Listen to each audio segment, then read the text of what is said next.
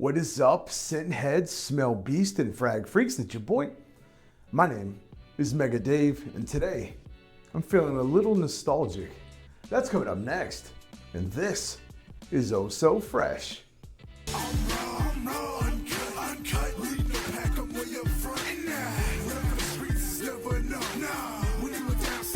Yo, what is good, Fresh fam? For everybody returning, I want to say thank you.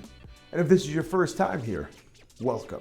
As I said before, my name is Mega Dave, and this is my channel Oh So Fresh, and I do reviews on fragrances I absolutely love. And I hope that you love them too. If you do, give me 2 huge fresh thumbs up. That lets me know that you enjoy the content. Also, hit me down below in my vintage bell-end ding dong. That lets you know when I upload new content, because who knows, it could be your favorite fragrance that I review next. Today, I was getting request after request. People are like, oh, what is this? What is that? They want to see the bottles they've never seen, or the old heads that have been around for a minute like I have. They want to see what the collection is looking like. There's too much. I'll do a tour one day, but I wanted to do some long lost, forgotten, or possibly never seen fragrances before, so you guys could see what is possible. Maybe, just maybe, we can get him or the Dua team to recreate some of these fragrances. I don't know if we're ever gonna grasp what they were, or especially what they meant to a lot of us in the very beginning. And of course, IFRA, they took all of that. IFRA is the ones that put the bans on certain fragrances or the notes that are inside of it. So you can't use deer musk and it's not safe for your skin. Screw you guys, you took the best of the best from us. RIP Ventus 13 ZZ. But let's get into all of this because I have quite a bit. I'm gonna run through a few of them. I'm gonna go as in-depth as I can with most of these. I'm not gonna be smelling all of them. I'll sniff a few of them, especially the ones that mean a lot to me. If you guys have any questions, type them below. If you have something that you want me to review, type it below. If there's something that you need some clarification on, type it below. But let's get straight into it now.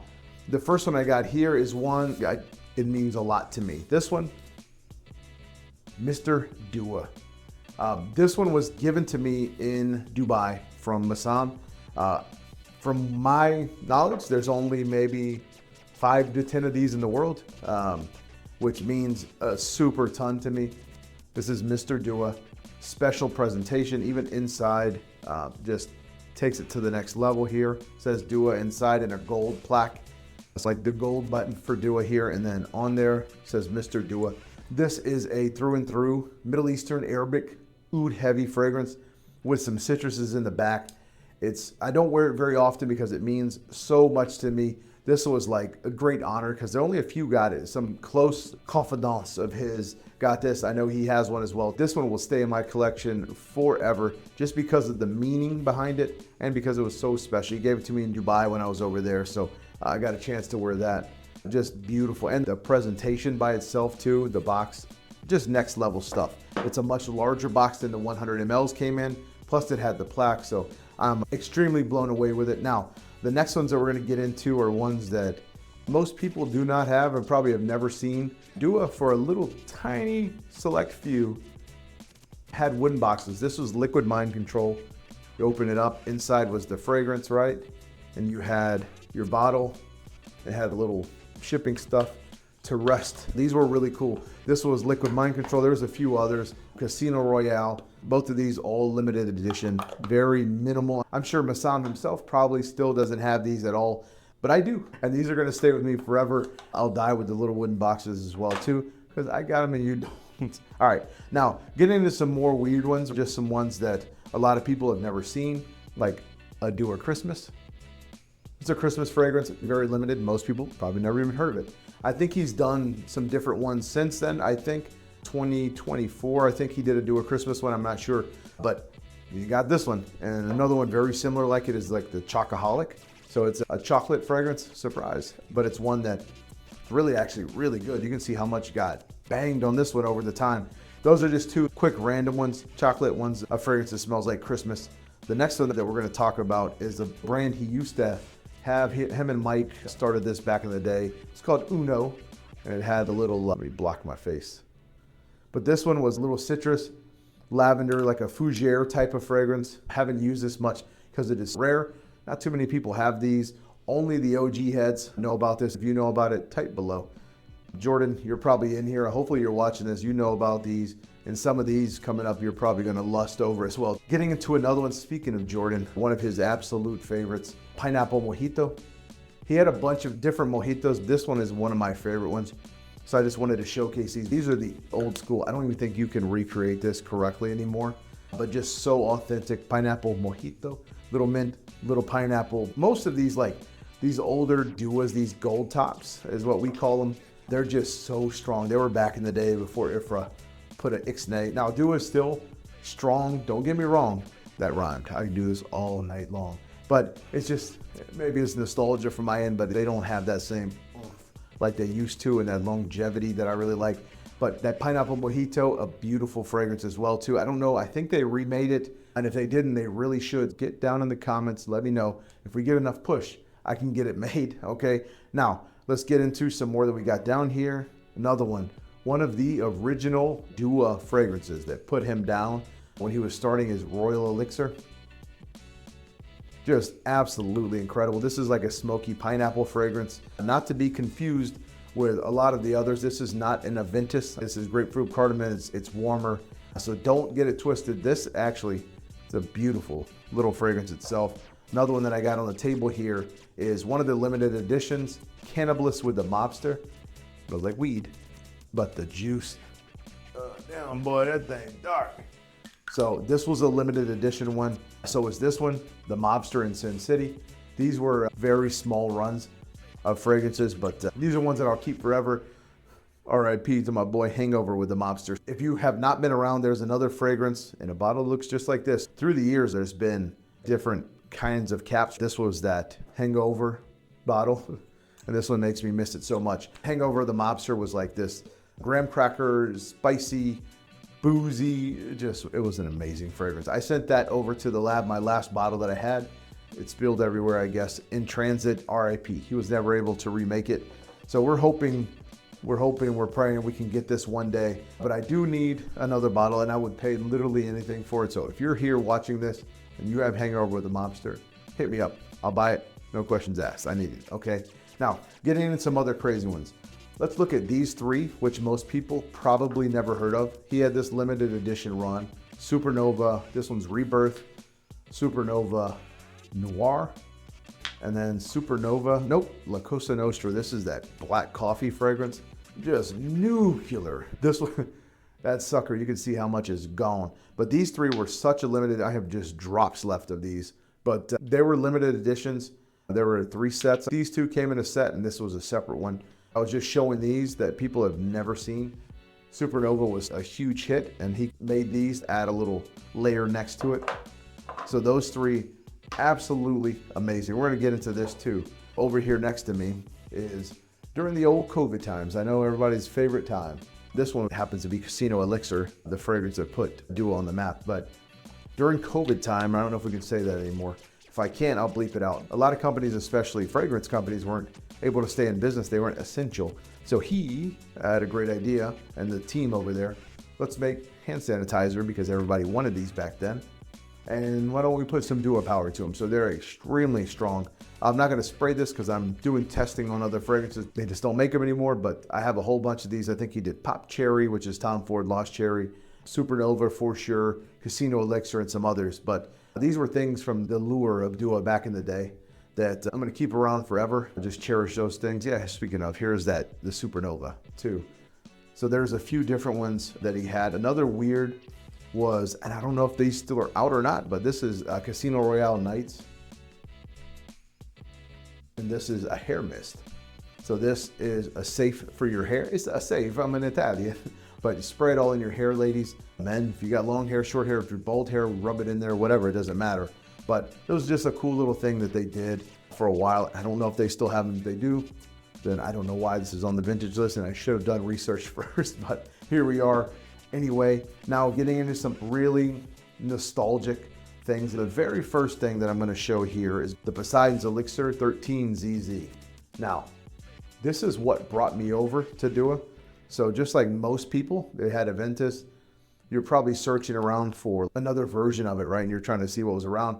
And the name Dua was popping up, and That's what led me on the path where I am now, to where I found Dua, smelled this, and then we started getting into it. I was like, wow, they last a really long time. Smells so close to the original. Now, of course, nobody is beating the king, but these, in certain circumstances, are better than a vintage. You're actually gonna get more compliments from females versus dudes, which is the stigma for the Aventus. But this isn't my favorite version of the Poseidon or the Aventus. My favorite all time is 17 Q11, which is just pineapple forward, like pouring pineapple juice on you. But the 13 ZZ was the one that led me over way back in the day, because they got known really fast for their Poseidon, their Aventus clone, or their inspiration of it. So that's what brought me over. Another one that I have, and I'm gonna wipe these off when I'm doing them, but the Supernova. So not this particular one, but Supernova, he came out with a 100 ml bottle, the big boy bottles, like the Mr. Dua that I showed you. Fantastic, grapefruit. I did a Supernova 100 ml review of Dua, and I blew up like overnight. If blew up is an exaggeration, I got 100 something subscribers overnight, which is unheard of. And I was like, wow, people actually want to hear me talk about Duas, because back then, not too many people were doing them. Angel with Cubano and a few others, Steven, were doing some Duas here and there. Carlos, RIP my boy, we're doing them, but not like that. So I was like, I got a little something here, and I liked the company already. So I just started buying them and started reviewing, and I started posting every single day for a year plus straight. And it took me to where I am today. But that was the fragrance that took me off the Supernova 100 ml. So it's always gonna hold a close place in my heart, because that's what took Mega Dave to where I am today, where Oh So Fresh is fairly known with most people in Dua, especially people that have been around for a little bit. I've been gone for a few years. That's where we are. This is just showing the example of the bottles back then. Vanille Overload, beautiful, boozy, fantastic fragrance. All right, now I want to talk a little bit about some of the Oh So Fresh. You guys may or may not know, I have multiple fragrances from Dua. The first one that I came out with was the Oh So Fresh, the original, just the huge hit. I have a few boxes left, maybe 4 or 5 of them. I did the first Oh So Fresh, which was Oh So Fresh. It sold out very fast, about an hour or so. I wanted to do the second one, which most people may or may not know. We did one called One Night Stand.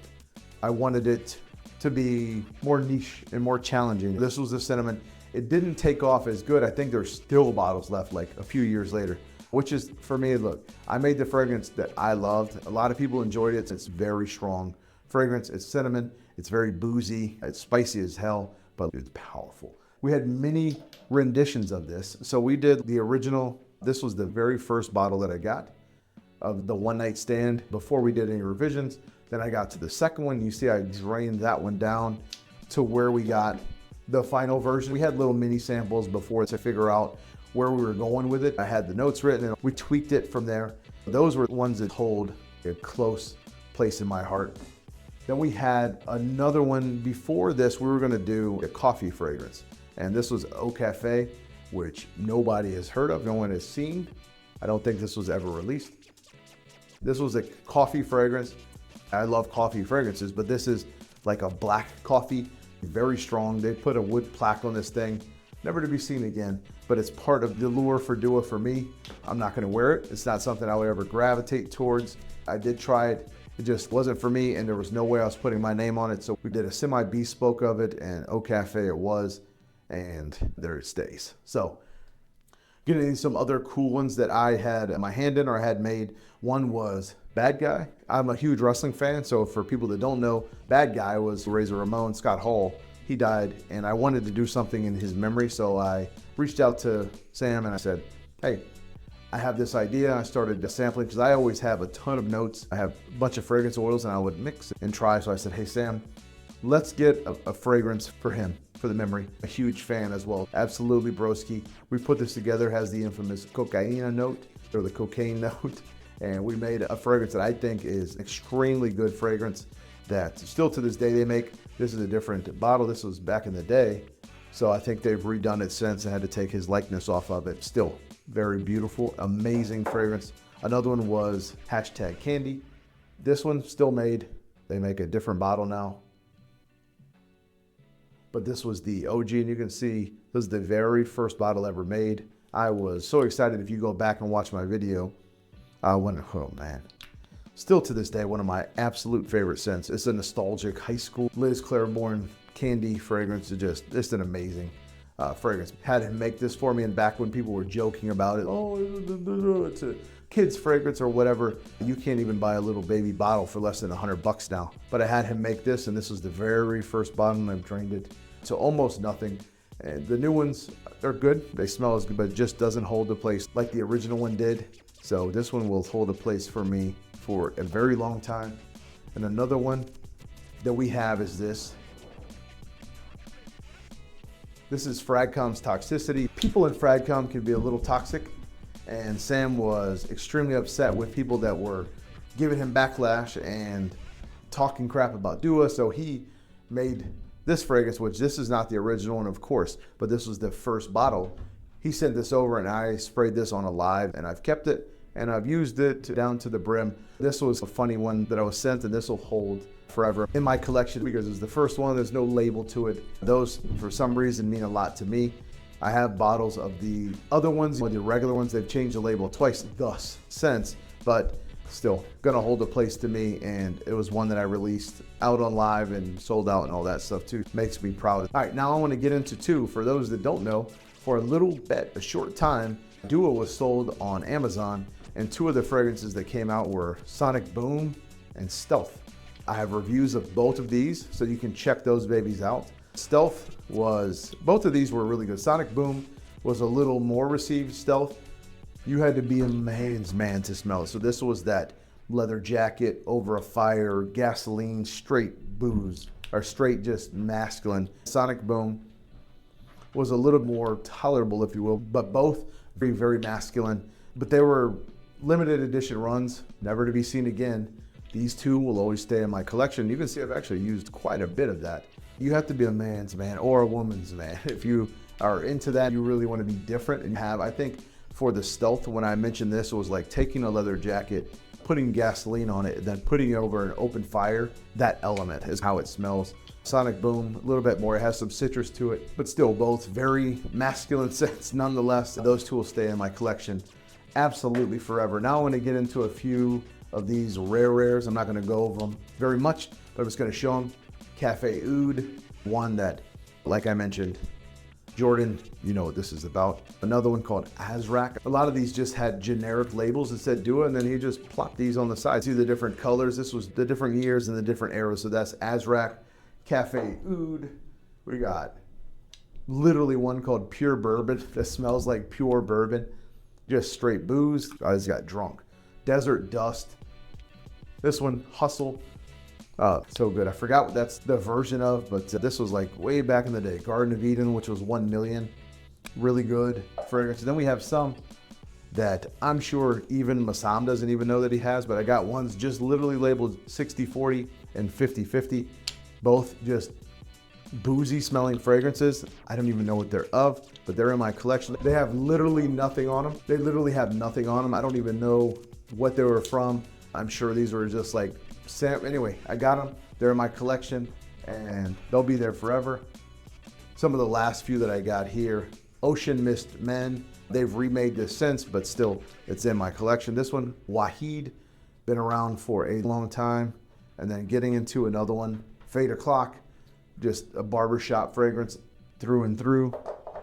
But that's some of the ones that I thought were very intriguing. I really do wish I had Hangover the Monster in here, but these are some of the unique ones that I have. Let me know down below some of the unique ones that you have, or if you want to see some other weird ones. I do have quite a bit more, but I just brought these out because these are ones that stuck out to me, showing you that nostalgia, that forgotten fragrances that we once had. Maybe, just maybe, we get those back. But till they come to again, I ask you to continue to be blessed and stay fresh.